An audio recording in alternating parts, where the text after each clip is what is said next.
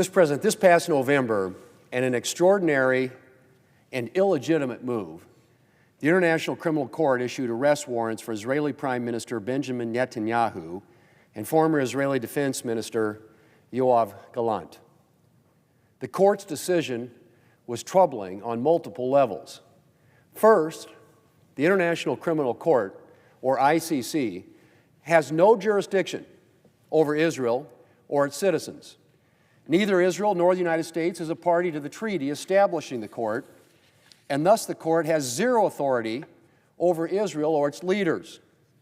Second, the court's clear suggestion of moral equivalence between the government of Israel and the Hamas terrorists who attacked Israel and oppressed their own people is beyond the pale. Israel wages war against terrorists.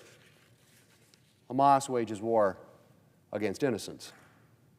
And the only reason Israel has been waging war against Hamas is because Hamas chose to launch a massive attack on innocent civilians that resulted in 1,200 deaths and the taking of approximately 250 hostages, more than 80 of whom are still in captivity today. Mr. President, when it emerged last year that the ICC was planning to seek warrants for Israeli officials, the Republican-controlled House of Representatives brought up legislation to sanction those responsible at the ICC. 42 Democrats voted for it.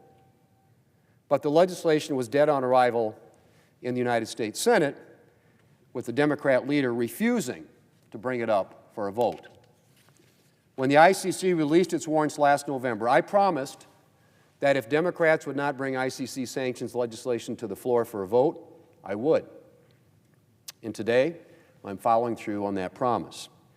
The bill before us today will sanction foreign individuals who are involved in ICC efforts to investigate, arrest, or prosecute U.S. citizens or citizens of U.S. allies that are not party to the ICC. The bill passed the House again earlier this month with the support of every Republican plus more than 40 Democrats, and I hope we will see a strong bipartisan margin in the Senate as well. First, because this illegitimate targeting of a key U.S. ally should concern all of us. And second, because while the ICC is targeting Israeli leaders today, it could easily set its sights on Americans, and American soldiers in particular, tomorrow. It's happened before, back in 2020.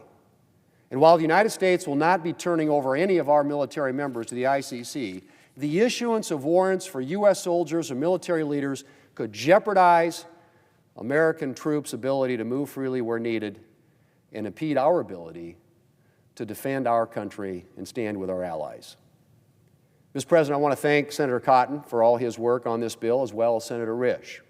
And I hope my Democrat colleagues will join Republicans to swiftly get this legislation over the finish line and to the President's desk.